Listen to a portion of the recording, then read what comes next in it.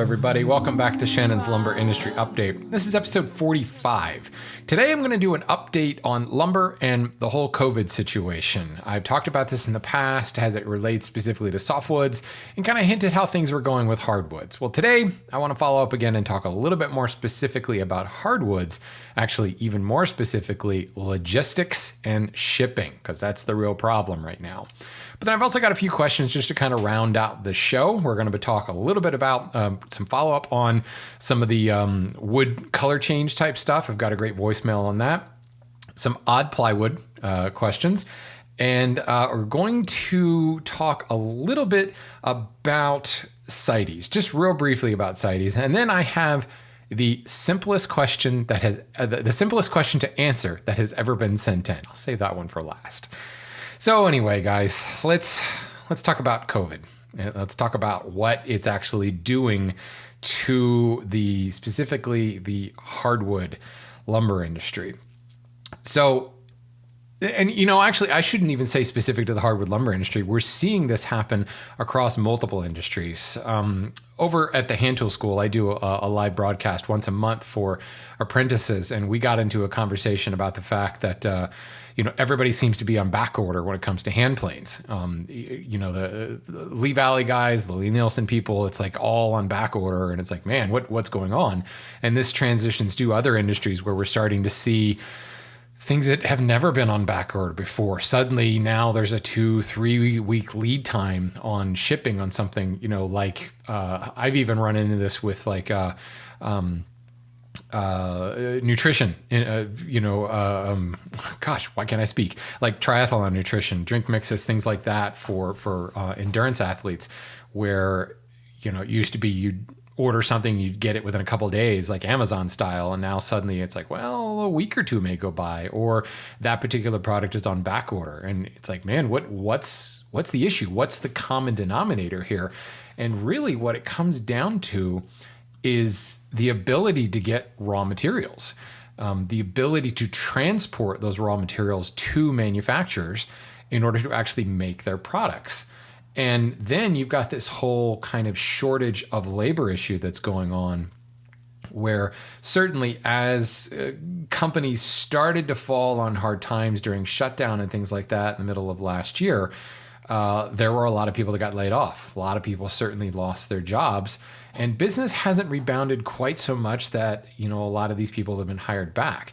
So you've got short staffing going on in manufacturers. You've also got short staffing going on in the suppliers of raw materials, short staffing that's happening in the shipping lines, short staffing at the ports, and even companies that are fully staffed aren't able to work as efficiently because of things like social distancing, because of additional protocols that require social distancing is the big one, but additional screening, additional steps in the process in order to protect their workers. It is slowing things down.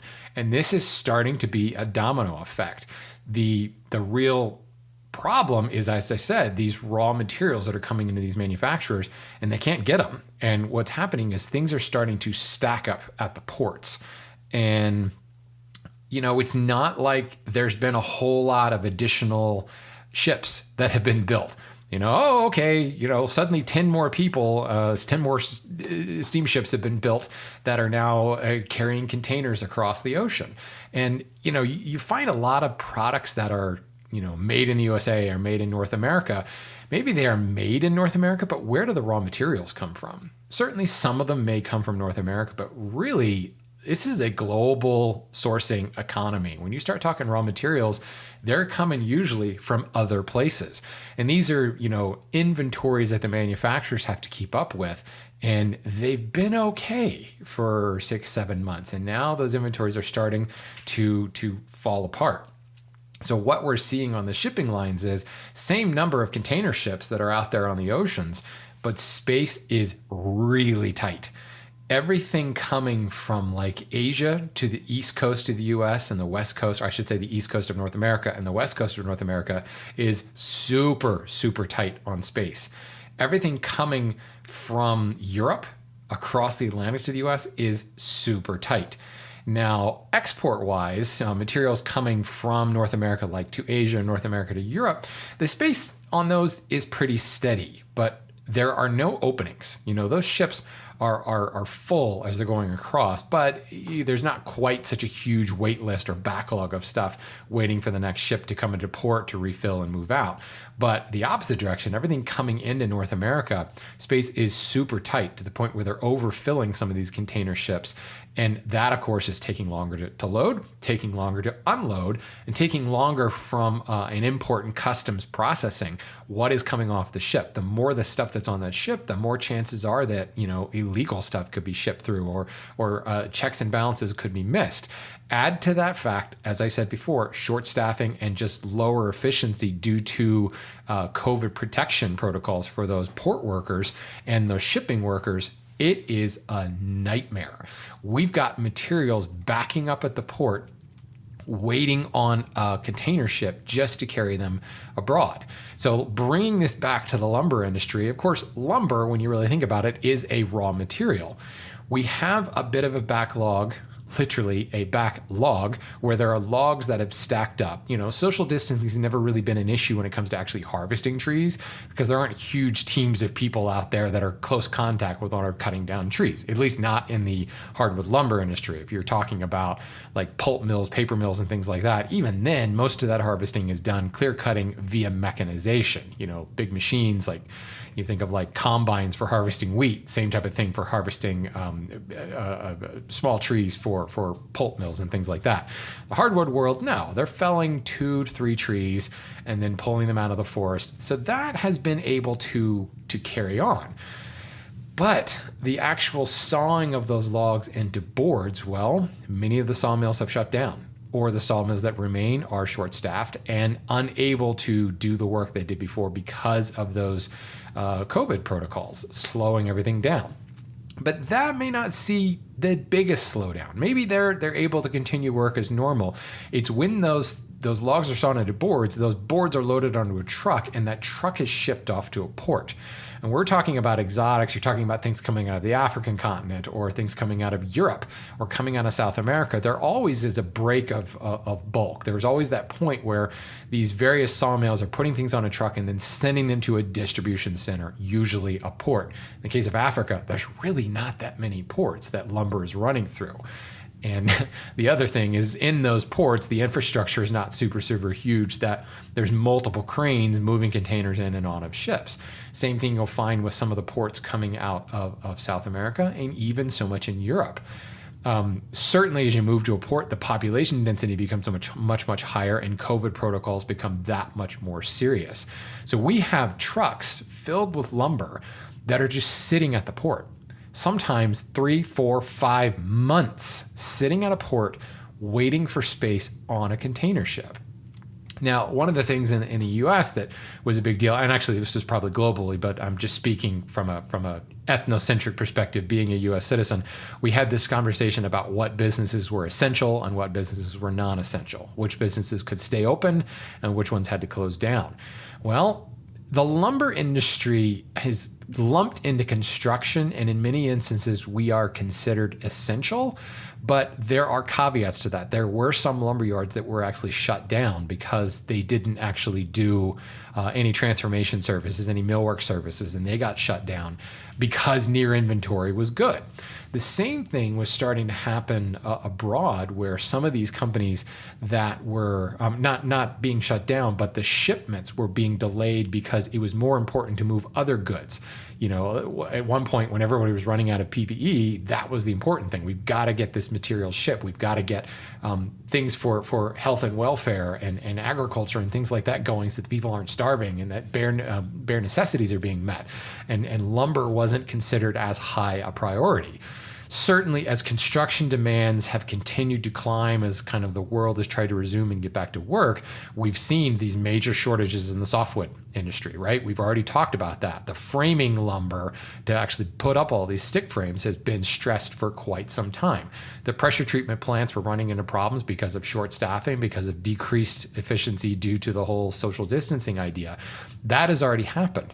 Well, as you have framed that house and you've maybe sheathed the house and you've put up the sheetrock inside, when you start turning to trim molding or to stair treads or to the hardwood floors, the finishing touches on that house tends to be hardwood. And that life cycle has now come around. And now all this construction that was seriously delayed because of lack of softwoods that was able to kind of trickle down, get the materials they need and finish up the construction, they've moved on to a point where now the demand is for hardwoods. And the spike in demand for hardwoods has gone up across the globe. Huge demand for hardwoods in China. So there's a large amount of export coming out of North America, coming out of Europe, into Asia to handle the Chinese demand. This has actually already caused some lumber mills to actually have to shut down. I talked about this a couple episodes ago, where the demand for Chinese lumber was so high that many lumber mills shifted their business model to supply a higher percentage of their outgoing lumber was going to China. Well, then the supplies started to dry up and they couldn't meet the demands for Chinese import. So the Chinese took their business elsewhere. Now suddenly a company that was vested 80% into export to China now lost that 80% of the business and they shuttered their doors. So that makes the issue worse as the demand for China continues to grow. Plus the demand domestically here in North America has continued to grow for hardwoods, and there's nobody to supply it. And the lumber is there. The boards are there, but they're sitting in a port. They're waiting their turn to get loaded onto a ship. And as every single ship is taking longer to load, when that ship departs, there isn't necessarily another one like empty waiting in line, like taxi cabs at the airport. Sometimes there is no ship waiting. Sometimes that ship might still be a couple thousand miles out into the ocean and it's maybe on its way back, or maybe it's still on its way out. And that's what I'm talking about, where it's not like there's been a bunch of people building shipping lines, and suddenly, now we've got a bunch of extra ships.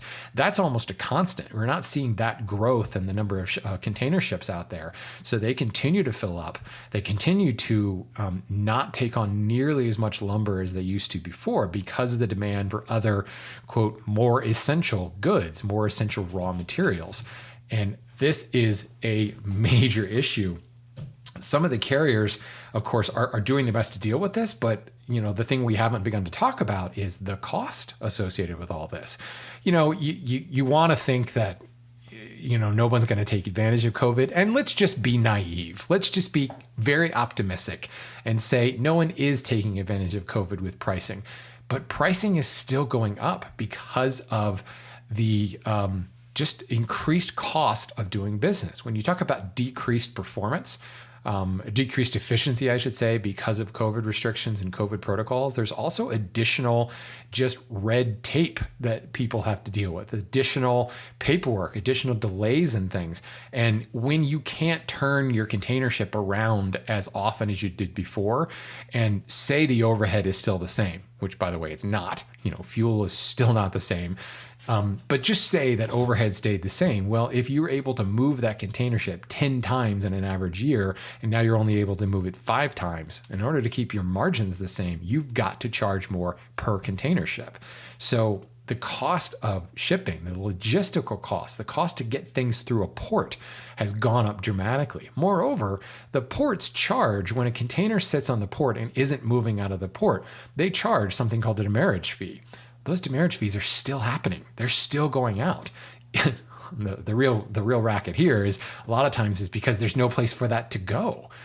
There's not enough workers to actually load that, or the process to load a container onto the ship has slowed down due to these COVID protocols. So they're continuing to charge demurrage, which then the shippers and the importers, like the company I work for, are saying, well, whoa, we don't want to pay these huge demurrage costs. So hold on to that lumber. Don't move it to the port. Well, guess what happens? If you don't move to the port, it doesn't get a spot in line for the next ship. If you know that there's a ship that's going to be landing in a couple of days, you can't just show up that day it arrives and hope to get on that ship. Maybe if you're lucky. Maybe if you know a few people and, have a little magic handshake with a $100 bill on your hand, although it would probably be a much larger bill than $100 bills. I'm not saying that happens, but come on, folks.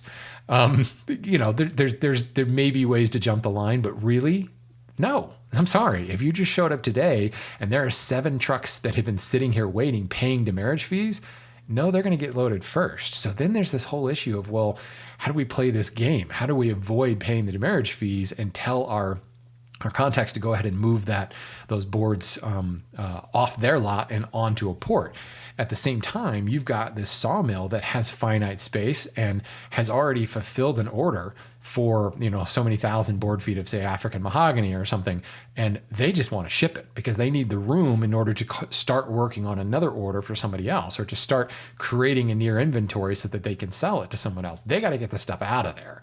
And frankly, the minute a sawmill ships, puts it on a truck, and it leaves their yard, they start invoicing us. So yeah, of course they want to do that. They want to get invoices out there. So, it's a bit of a opposing interests, if you will. As the importer, we're thinking, whoa, we don't want to pay these demurrage costs, so hold it until we're certain it can get on a ship.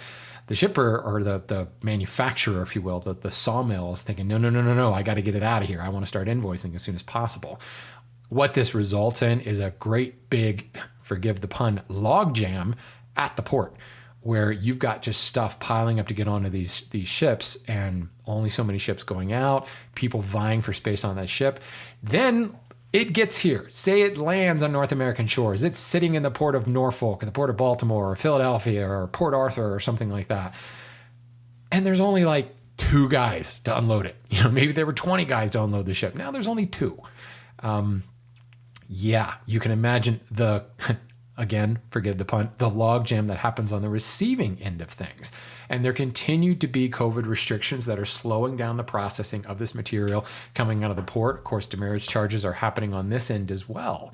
So it's shocking. Well, we had an example of some plywood that was coming over from Europe, and we were invoiced by the manufacturer, AKA it left their yard, it left their plant. We were invoiced, and it was projected that it would ship like 4 days later.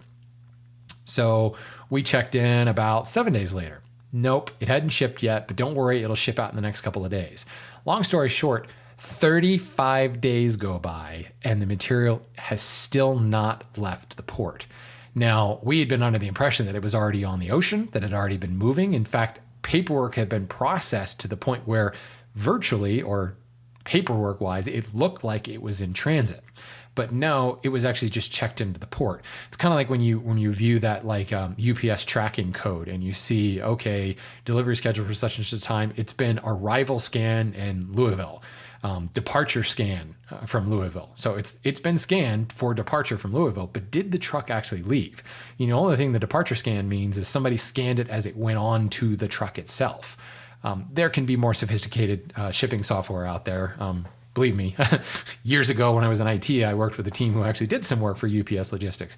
But ideally, when it is scanned and put into a container, when the container's put on a ship, it's scanned and it says, okay, now it's on the water.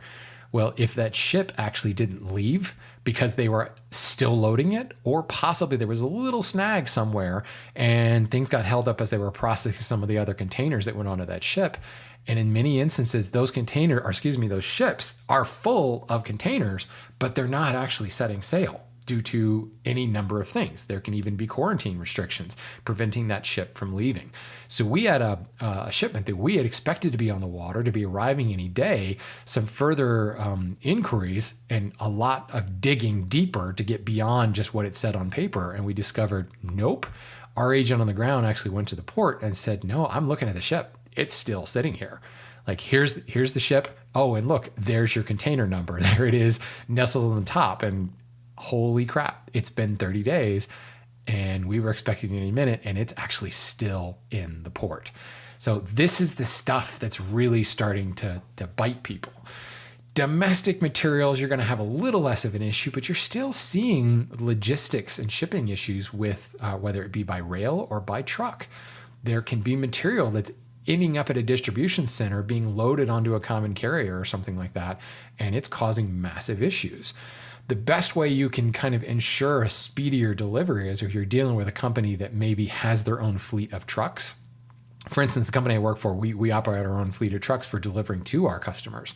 We have a large near inventory. When we're moving material and it's going on our trucks, we have control over what it is, how it's being packaged, all that fun stuff that's going to kind of make things smoother, make packing, loading, and actually getting off the yard a lot faster. But if you're dealing with a common carrier that's dealing with material being shipped into a distribution warehouse and maybe sitting at the warehouse, and there could be any number of products in that warehouse being moved around, again, being beholden to short staff in the warehouse, social distancing measures being put in place in the warehouse that slow down that efficiency, you're running into the same issue a lot closer to home. Instead of having to cross an ocean, it's maybe having to cross an ocean of concrete on Interstate 70 or I-80 or something like that. It's the same story, just substitute a truck for a container ship. So the good news, I think, is at the source, it looks like a lot of the sawmills are starting to recover and have kind of hit their operating rhythm, figured out how to deal with the short staff, how to deal with COVID protocols, and how to maintain kind of a normal level of efficiency. It all comes down to the shipping and logistics side of things that's really throwing a monkey wrench into things and dramatically increasing the price of your hardwoods, of your hand plane, of your hand saw, or your table saw, any of your goods out there that are being manufactured and having to be shipped. It's a major, major issue. So I wish I could say we're coming out of it. I want to be optimistic and say we're coming out of it because, at the source, things are getting a little bit easier, but man, it's going to be a long time before we see some of these shipping nightmares fixed. It may be an Amazon world when it comes to ordering things from Amazon, but the rest of the world, the rest of industries are having to figure out how to do this. Because you know what? Let's bring another point. I love Amazon. Don't get me wrong. I order from Amazon all the time. But when Amazon garners such a huge percentage of the shipping and logistics pie, and so many people want a piece of that Amazon pie, you better believe they're getting, hey, I have a contract to work with Amazon, or I have a contract with some lumber guy over here. Let's go with the Amazon one because maybe we can get more of their business. That's just a fact of life, folks. So, there's every chance that shipping and logistics is also slowed down because of increased competition from the Amazon monster. And it's funny because I'm talking out of both sides of my mouth. I mean, I have the greatest respect for the efficiency that Amazon has created. They're basically keeping the world running right now as countries have gone into lockdown. Thank goodness for Amazon to be able to keep things going. Thank goodness for Netflix as well. So, it's one of those kind of blessing and a curse, really. You can't really get mad at Amazon because we all lean on them so much. But at the same time, it may be gobbling up some of the shipping and logistics things. So anyway, that's my harping on the whole COVID thing and what it's meaning for us. But kind of somewhat related to this Amazon problem, we'll call it that, and gobbling up the shipping logistics. I got an email from Michael who said, in relation to some of the plywood episodes I had, and he said, what kind of plywood do you get from the big box store? And, you go and I talked in the plywood episodes about understanding who the manufacturer is and looking at the manufacturer websites to figure out how they're making their panel.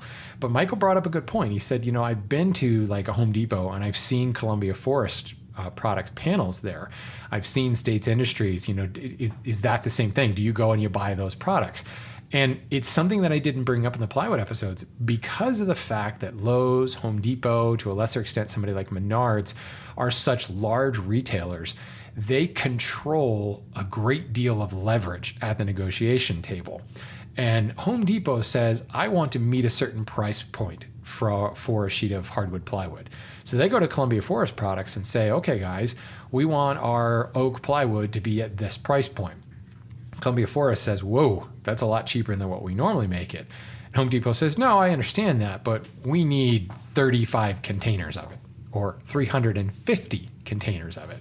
And the guys at Columbia Forest go, oh crap, we can't walk away from this. This is a huge deal of business. We want to do business with Home Depot because the size of their orders is enormous. So, okay, Home Depot, we'll figure out a way that we can make that price point work. And this is the same thing I've talked about with cutting corners in order to make a price point work. It may still be a good quality panel, but certain things have been omitted in order to make a price point.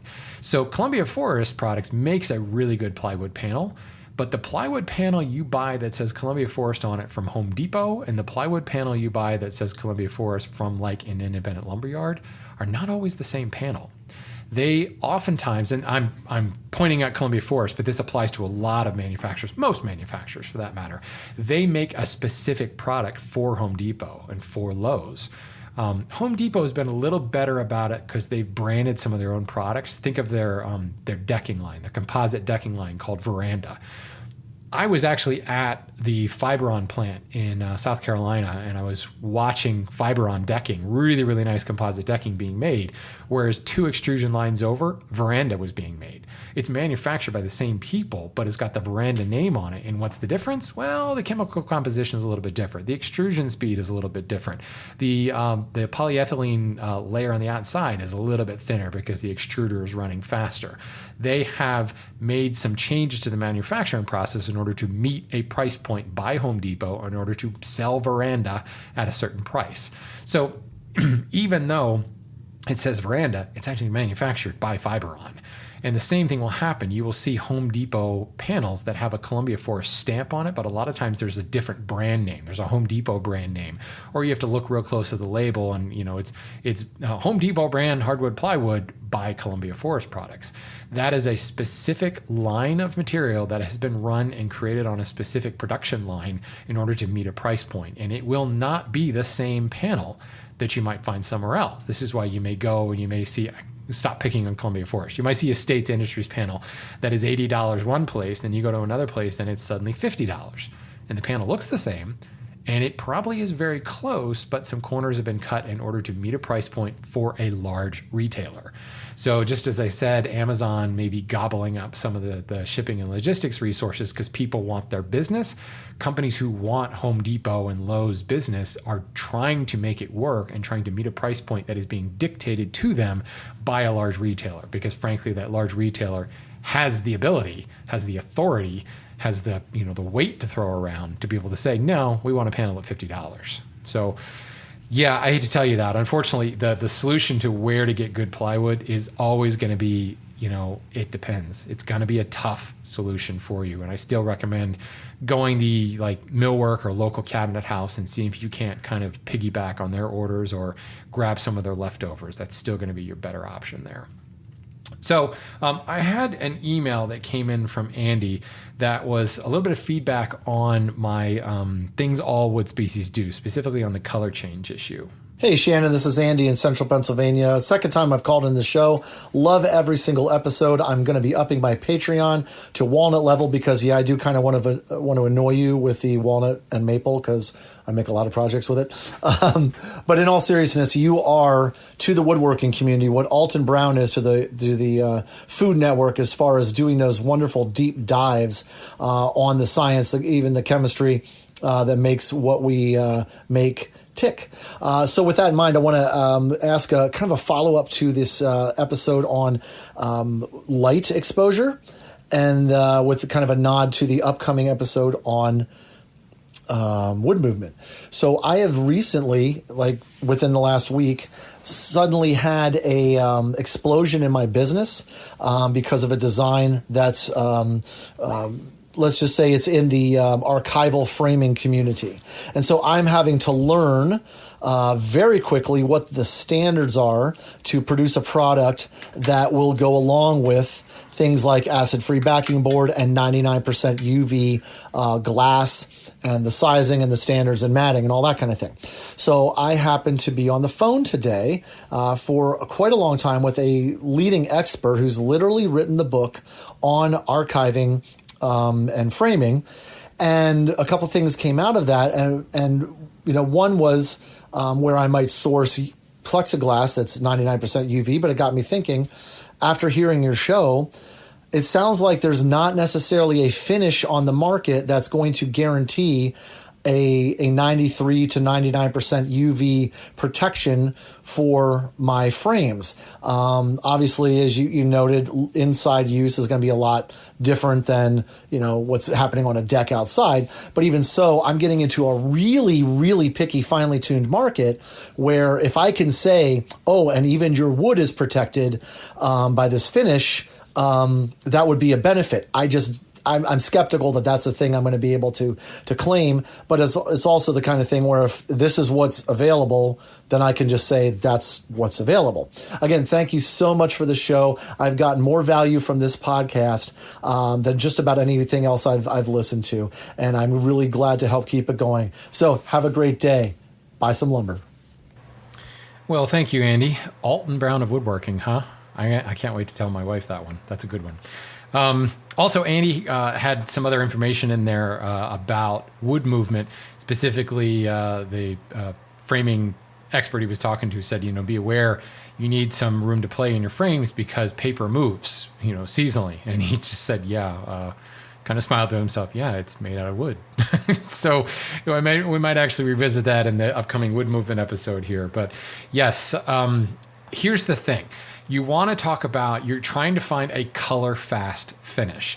Well, certainly from an interior perspective, that's going to be a lot easier to deal with than it would be exterior. But here's the other thing. If you're talking about frames and artwork going in galleries, they are under intense lights.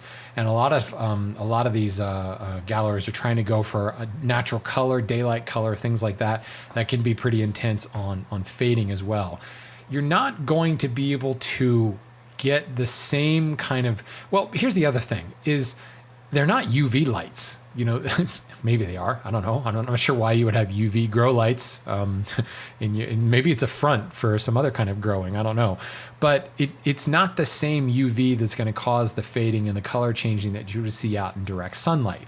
Now, if you are talking about, out near a front window, even then it's less because the glass is going to cut some of the UVA light, some of the UVA rays. But here's one thing that you can do. A finish that is going to protect against UV, against color fading, is going to be one that's heavy in solids. So bits of pigment, in other words. So stains and dyes. Or paint.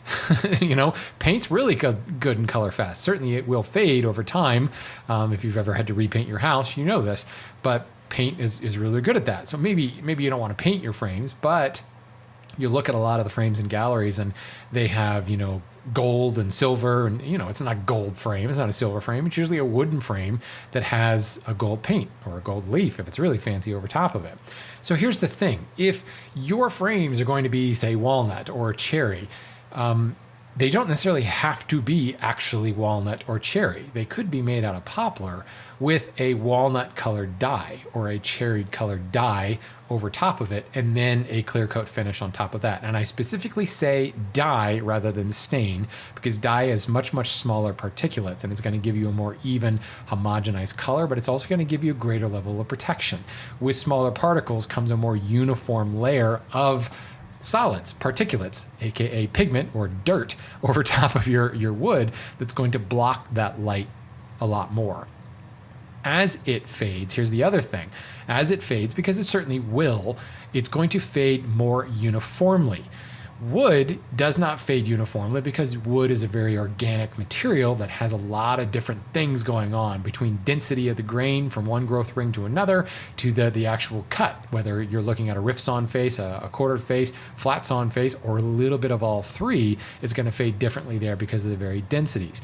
If you kind of level the playing field by throwing a layer of dye over top of that, sealing that dye with something like shellac, and then putting another top coat, a high solid, say polyurethane over top of it, you're going to have a much better long lasting color on that frame than if you didn't. So the answer really is paint it. Paint your wood. You're just painting it with a dye and you're going with a natural color rather than, using Dayglow pink or something like that. I hope that helps. Certainly, you might have to do some experimentation here. You could use some marine varnishes and high quality, solid content spar varnishes, and due to the lower UV intensity inside, you might be okay. The other thing you can look at is woods that actually only get prettier the more they age. I found that cherry just gets deeper and browner and actually looks better over longer periods of oxidization. Walnut as well starts to look good. You're really not going to see frames inside turn gray, not for many, many, many, many, many, many years. Sound like Commandant Lassard there. So anyway, I hope that helps. But rather than UV resistance, I think you might just have a better finished product that for a particularly picky customer may want a more homogenized looking frame anyway, because frame is not about the frame, right? The frame is about what's inside the frame. So you probably want your frames to be as understated on the color variation as possible, in which case a dye is your best solution there. Okay. Moving on to my next question. Eric wrote into me about a piece of plywood that he found in an old desk. He said, I have a desk that's at least 30 years old, but probably a lot older. I picked it up on the street that has a top made from an odd plywood. It's 3/4 inches thick with a lumber core with a layer of 16th and 1/32 veneer on each side. It's not that weird, but the top surface of the desk has some sort of metal foil between the two veneer layers. Something I've never heard of and can't figure out why you do that. Have you ever heard of such a thing, and what could it be used for? Absolutely. Aluminum foil is used in plywood as a vapor barrier. It's usually an exterior grade plywood. So you've got your veneer, usually a couple of layers of veneer or a face veneer, and then some sort of inner ply, and then a foil layer, and then the plywood carries on from there. That foil protects against seasonal movement because it provides that vapor barrier to prevent exchange of moisture from the outside exterior of that door, let's say, to the interior. It can be a bit of an insulation thing, but more than anything, it is a vapor barrier. How well do they work? I don't know. I can tell you that most of the companies that I know that use that aluminum foil layer are companies that make import plywood that are generally of a lower quality to begin with. So the problems we may have with that plywood may not be because the foil has failed. That's a tough one to say, but more that the panel itself failed. I don't know how much it's used today. It is typical to see in an older piece of furniture like that because there are other products now being used for exterior, more, what's the word I'm looking for? Like polycarbons and cool plastics and things like that over foil that just end up doing a better job. But that's what you're looking at, is an exterior piece of plywood. Chris had an interesting question on CITES. He said, you've mentioned the issues related to the export of old stock CITES listed lumber that would be otherwise grandfathered within the US. But I've heard a few stories of people having their auction bought vintage planes seized at the border because they have rosewood knobs and totes. Is this really a thing? It's a finished good, it's an antique. So are there any legal grounds for this to happen? Would it apply to antique furniture made from CITES listed species as well? Now, the easy answer on this, Chris, is yes, it does apply. Yes, it is something that happens. But it's also something that can be overlooked, whether intentionally or unintentionally. I've talked about this in the past where a lot of the, what's the word I'm looking for? Laundered lumber coming out of China and specifically out of the far eastern Russia, right on the border with China, where the lumber comes across the border from Russia, from the boreal forests. It's turned into boards in China and then quickly manufactured into furniture and shipped out that way. And the lumber is hidden within the furniture because while moving lumber from China may get 4 or 5 glances, moving furniture from China, who is a major exporter of furniture, doesn't get looked at or can get lost in the shuffle. And it's a way of laundering, if you will, that material that comes out of China. But it is not unheard of to have material at least being inspected and seized if it's made from antique materials. There is something known as a CITES passport. And this is very, very common for musicians. You think about a lot of guitars that use a lot of CITES listed species, whether they're antique or just got it from Paul Reed Smith guitars 2 days ago. It uses a lot of CITES listed material. Now, PRS guitars may have all the CITES documentation. Taylor may have all the CITES documentation. But as the owner of that guitar, you were probably issued a CITES passport, which is basically a continuation of the manufacturer's CITES paperwork to say now this product was made with a CITES approved species.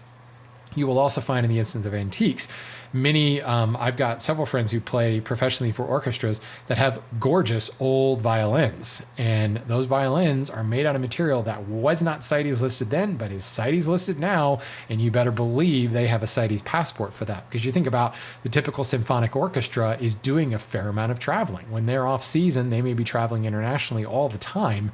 And they are crossing borders with CITES species in their instruments, whether it be a violin or a piano. Well, maybe not a piano. Yeah, some people are shipping their pianos, but mostly we're talking about the string instruments that are the real issues that have a lot of different rosewoods in them, ebonies in the fretboards and things like that. So that CITES passport is acquired for that particular product. And in some instances, if it's an antique, it's the CITES passport process is quite easy because you say, okay, well, this was manufactured.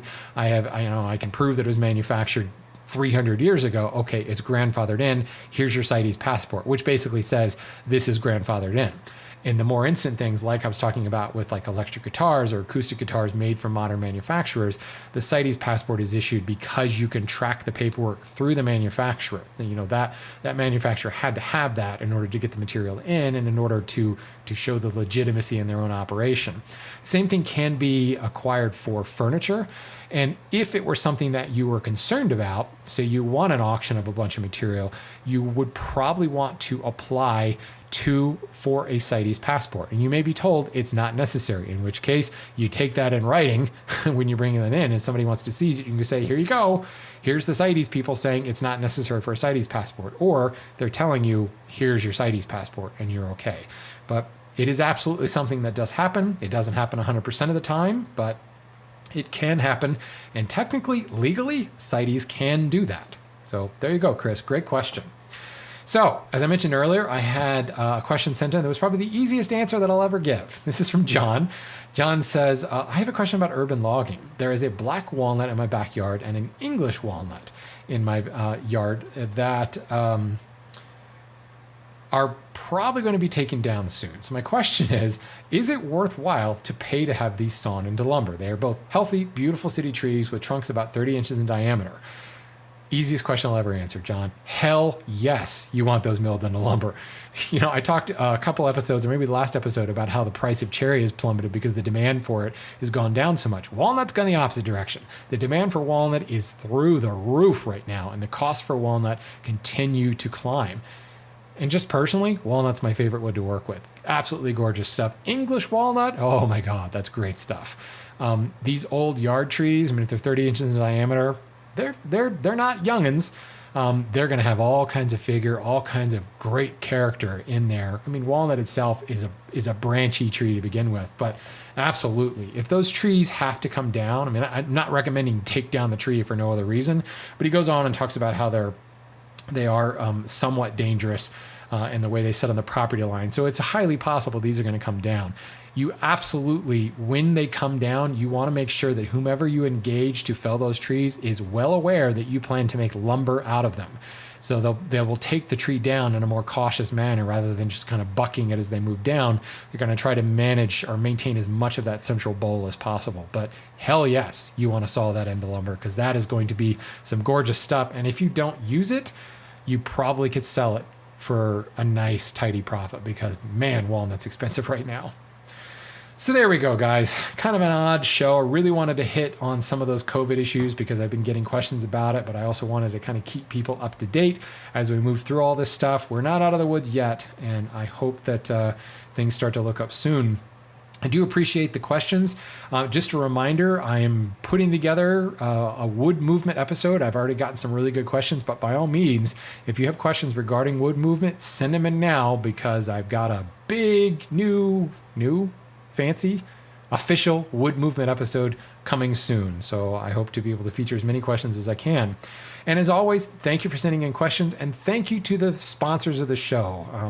Andy threw in that little pitch there who said he just raised his Patreon level. Andy, I appreciate that. I saw that you did that. Very, very nice. The show is certainly made possible by people who sponsor the show. It's also a great way to ask questions. So I sincerely appreciate everybody who has sponsored me on Patreon. If you go to patreon.com/lumberupdate, you can find all the details there. But for now, folks, I'm going to shut up. Go buy some lumber.